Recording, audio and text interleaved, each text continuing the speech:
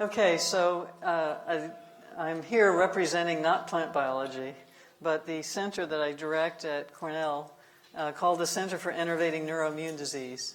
That's actually my favorite name for the disease we know as ME/CFS. Until we come to the final name that this disease should be, I'm using this one. Now, we have a center that is in Ithaca, New York, at Cornell's school in Ithaca. We also have our medical college that's in Manhattan, New York. And there are labs at both places that are part of our center. Today, though, I'm only going to be talking about research ongoing in my own lab. And I want to start out by thanking my lab members who are working on the disease. I have 2 postdoctoral associates and 3 graduate students who are actively studying the disease. I'm only going to be talking about one of the several projects that they're working on. My lab actually does a lot of molecular genetics, and this talk on metabolism is sort of a venture into biochemistry that is not one that we have done in the past. So our ongoing research concerning metabolism, there's 2 aspects to it. One is metabolite profiling, which is a lot of biochemistry. Another one is more cell biology, looking at cell metabolism, combination of cell biology and biochemistry. I'm not going to talk about that last project. I don't have time, but I did briefly speak about it last time when I gave a talk here. So the metabolite profiling that we're doing is by having a collaboration with Susan Levine, a well-known ME/CFS physician in Manhattan, New York. And we have to thank her patients who were willing to donate blood for this study. The data analysis has been done by Arnaud Germain in my lab, as well as David Rupert, who's a statistician who's been working with us. And this work was funded by the Solve ME/CFS initiative and partly by NIH. I'd just like to briefly introduce you to the question of metabolites in your body. There is an excellent Canadian human metabolome database that has gathered together all of the metabolites that have been either identified or predicted in humans. There's quite a number there. And in your blood, your serum, in this room, we probably have 25,000 metabolites circulating. Obviously, it's very difficult to examine 25,000 metabolites. In fact, the typical metabolite studies actually analyze and identify only a fraction of this human metabolome. Of course, many of the metabolites that are analyzed are the ones that are more common and more abundant in your blood and therefore more important than some of the other ones. But the numbers of metabolites that are identified depends on the methods that are used, how they're separated, and how they're analyzed. So different studies will give you different results depending on how you're analyzing the data. So the source and type and handling of samples varies between different studies.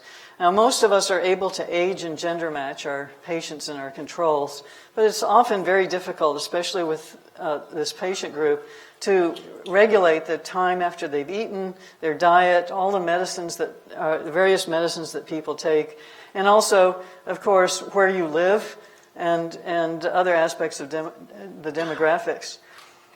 Different groups collect different types of samples in different collection tubes, and you might collect serum versus plasma. Then you have to transport the samples and then store them before you analyze them usually. And then the extraction methods vary between labs. So you could imagine that there would be a lot of difference in the different studies that have been done on metabolites. But in fact, the metabolomic studies of ME/CFS are actually largely consistent. There are alterations in energy metabolism, the Krebs cycle, citric acid cycle, as it's known. There's disturbances in fatty acid and lipid metabolism and purine metabolism. And the metabolites are able to distinguish patients from controls with really quite high specificity, despite all of these differences. So our first metabolomic study was a very small one, in which we analyzed only 361 metabolites using the technique of a colleague who was generous enough to allow us to run samples on his machine. And we identified 33 metabolites that were significantly different. Those pathways that were affected were fat metabolism, energy and sugar metabolism, and amino acid and purine metabolism, which you've heard about already earlier today. And in that particular study, 29 of the 33 metabolites were lower in the cases than controls, and there was greater variation in the patients. So we now have a new study, another fairly small study with 19 healthy controls and 32 patients. Again, we used all female patients to have a little more consistency between the sort of person who was analyzed. Their age was the same, and their body mass index was also about the same in this group. This time we used the company Metabolon to do the analysis. And they were capable of analyzing and identifying 832 metabolites in plasma. And they grouped these metabolites into 8 super pathways. You can see there lipids, amino acids, xenobiotics, nucleotides, energy, all these different super pathways were analyzed. So we identified 8 metabolites corresponding to 4 of the super pathways that differed in levels between patients and controls. 3 of these are cofactors. 1 of them is involved in energy metabolism. 3 of them are nucleotides, and 1 of them is a peptide. What's interesting, though, is even though we identify different actual chemicals than some of the other people have identified in their studies, what's important is what pathways these different metabolites belong to. So even if one group identifies one set of metabolites and another group identifies a different set, sometimes those are in the same pathway, and therefore it is the same pathway that's actually affected. Now, you just saw this diagram earlier in our keynote address. The citric acid cycle is affected. And if you compare the ratio of the C4 and C5 molecules, it's disturbed in the citric acid cycle. And as I just mentioned, alpha-ketoglutarate, one of the compounds of the citric acid cycle, has a significant difference in level between the patients and the controls. The other interesting thing about this study is that we can actually predict whether you're a case or a control at the 95% level just by looking at the levels of 41 metabolites. And that is actually a very good sensitivity and specificity. The ratio of just 2 metabolites each can identify 86% prediction rate of cases versus controls. And these ones that are involved in these ratios, again, is fatty acid metabolism. So there, again, seems to be something disturbed about fatty acid metabolism. So how does our new study compare to the other metabolomic studies in ME/CFS? This diagram shows all of those studies indicating how many metabolites were found, that's what's in those circles, whether it was only females who were analyzed, whether it was males who were analyzed, or both males and females. Now obviously, if we can't really compare our data carefully to the female data to the male data, there are known differences, and if it was grouped together, as were done in some of these studies, we can't really compare it. But we were able to compare our data to the studies that also separated the females from the males. So one issue in comparing the metabolites found in different studies is that the nomenclature for these metabolites is different, and it can be very difficult to know that this complex metabolite identified in one study is the same as in your study. But they're using this HMDB database and ID numbers, we could identify a number of metabolites that were the same between our study, our Metabolon study that we just did, and our old study in 2017, the study done by Navio's group and by Armstrong's group. So we were able to compare a number of metabolites to see if there was any difference. And you can see that in the comparison of our studies to the Armstrong ones, there are some differences, but that is easily explained by the fact that the Armstrong group analyzed serum while we were analyzing plasma. So there's some difference there, but if you look at the comparison of our study with the Navio study and with our earlier study, there's very little difference. So that shows it's actually quite reproducible. And that's very comforting, since clearly our patient population is very different than the one that was analyzed here in California. So we also asked the question, could we find patient subgroups with respect to metabolite levels? We've heard a lot that there are subgroups, and we know that there are subgroups in response to drugs, subgroups in different types of symptoms, etc. We used a statistical test to evaluate the hypothesis that the patients could be placed into different subgroups according to their metabolite profiles. And when we did this with our study, our old study, and the Navio study, we could not find any subgroups. And with regard to the Armstrong study, it was, again, only 2 patients that differed from the other patients. And one thing I have to ask Chris again is if he's figured out what's different about those 2 patients that might explain why they were their own little subgroup. So this lack of subgroups, to me, suggests that the blood metabolomics data could be detecting a fundamental difference between ME/CFS patients and controls.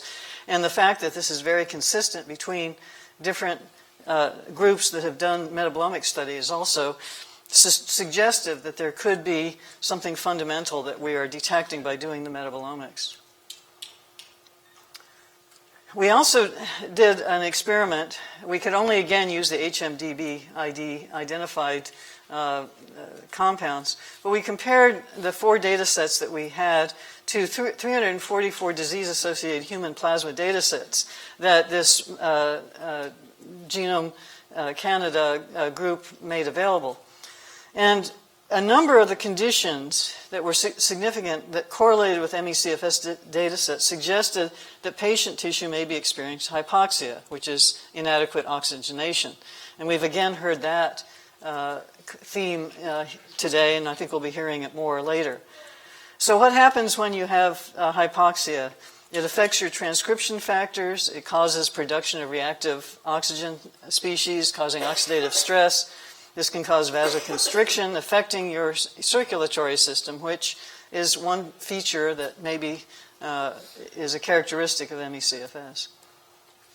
So there is a lot of evidence for deficiency in tissue oxygenation in ME/CFS, and the metabolite information is just another aspect of this. We know there have been cerebral blood flow studies that show poor circulation to the brain. There are studies showing oxidative stress in the brain. We're going to be hearing more about that this afternoon. There's insufficient oxygen delivery during exercise, potentially resulting in post-exertional malaise. There's reduced blood volume. David Bell did a very interesting and unpublished study showing that 2/3 of female and 1/3 of male patients that he analyzed had reduced blood volume. Now, if you look at this diagram, you'll see that there's a diagram showing a normal hematocrit and a low blood volume hematocrit, and it's absolutely identical, 42%. But the amount of blood is much lower, and so a patient can go in with low blood volume, have a hematocrit done by their general physician, and it will not detect that they have a low blood volume. It only detects if you have anemia. So the other thing is that some of you are probably experiencing here when you stand up is blood pooling in your legs, and that it also, of course, restricts your oxygenation when all your blood is in your legs instead of where it belongs. There are also some additional disease-associated metabolite sets. I just thought I would show one of them since we're talking a lot about fatty acid metabolism. There are these 3 deficiency diseases. The diagram I'm showing was drawn not for ME/CFS, but for illustrating these diseases. And you can see that what it says is that your long-chain fatty acids are metabolism disrupted. And what does that happen? Little or no energy and health problems. So that sounds very familiar, I think. So we want to find out how metabolites change when the patient condition declines or improves. As I mentioned, there is still a challenge about the fact that healthy people and ME/CFS patients are very different. They have their own genomics, environment, etc. And there is a large number of drugs and supplements and dietary differences that we have to deal with. So we want to do the same kind of thing that we heard about from Alain. Use the patient as his or her own control. You have a healthy person who undergoes a challenge, and it doesn't really affect them. But you have a ME/CFS patient who is already in bad shape. You give them a challenge, and they get worse, and so they are serving as their own control. What did that challenge do to them? Of course, the other thing so you can look at the difference in various measures, not just metabolites, but other measures to see what's happened to them. And of course, you can compare the baseline patients as well as the baseline controls to the patients as well as the post-challenge patients to the post-challenge controls. So as most of you know, we are using the 2-day cardiopulmonary exercise test as a challenge. And the idea is to compare the response of healthy individuals and patients before and after an exercise challenge. And as part of our NIH ME/CFS NIH-funded center, we'll be looking at metabolites, cytokines, doing neuroimaging, examining gene expression, and also extracellular vesicle cargo, what's contained in those vesicles and their number and the release. And that is a project not just in my lab, but in the labs across our center in Ithaca and in New York City. But I also want to mention another project that is a rare chance, a unique opportunity to compare patients when they're extremely ill and after treatment improves their condition. And the reason this is rare, of course, is that there's very few treatments that improve anyone's condition. But Ampligen, that most of you know, is a non-FDA approved drug that can only be obtained through a clinical trial, is a way to improve certain patients' conditions. A subset of patients do respond to Ampligen. Dr. Daniel Peterson at Cimarron Research has a group of patients that he has given Ampligen to in the past, and they are known responders. And because of manufacturing problems, these people have been off of Ampligen for a year. They've relapsed. They're back to their baseline status. And now that they can get Ampligen again, we can see and look at these patients at the time that they start out and after they've gotten better. And we can compare these to 26 patients who aren't receiving Ampligen, who are not getting better. The patients are going to be followed over 6 months. This has already started. Some of the patients had their blood collected at time 0. They'll have blood collected after they've had 3 months of Ampligen, and then after 6 months of Ampligen. And due to the funding by a generous donor, we will be able to look at metabolites, cytokines, and gene expression. But importantly, we'll be able to bank this blood so that many different kinds of analyses can be done in the future as well. We've labeled hundreds of tubes for this exercise challenge study and Ampligen restart study. So we have tube labeling parties in my lab. We actually get some undergrads to come in. My seat is there too. All of us sit there for an hour and a half labeling hundreds of tubes and then send these off to the labs that are drawing and processing the blood, and we'll be making a biobank that can then be used, as I mentioned, for collaborative studies that we hope to do in the future. So I'm going to end here with my summary, and I think since my time is up, I will just leave the summary. I've got 1 minute. Okay, so I can maybe read it then. We have a new study showing 8 metabolites are significantly different.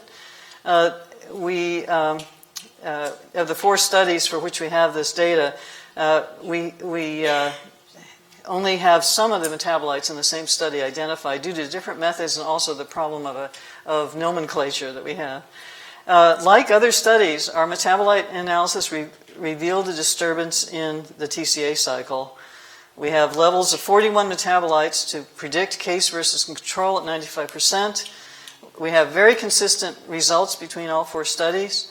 We don't have evidence for subgroups, and that really gets us excited that we could be looking at a fundamental difference between patients and controls. And one of the hypotheses is reduced tissue oxygenation in patients, as well as problems in utilizing fatty acids, which other groups have also found in their studies. Thank you.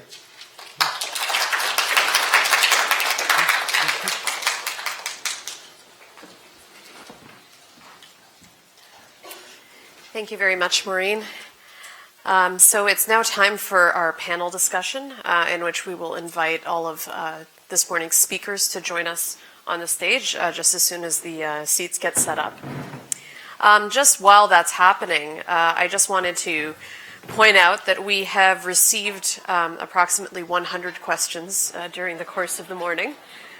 So I'm thrilled to see the enthusiasm and that there are a lot of really excellent questions to get through. For the purposes of trying to get through as many as we can, I am going to focus mostly on the questions related to the research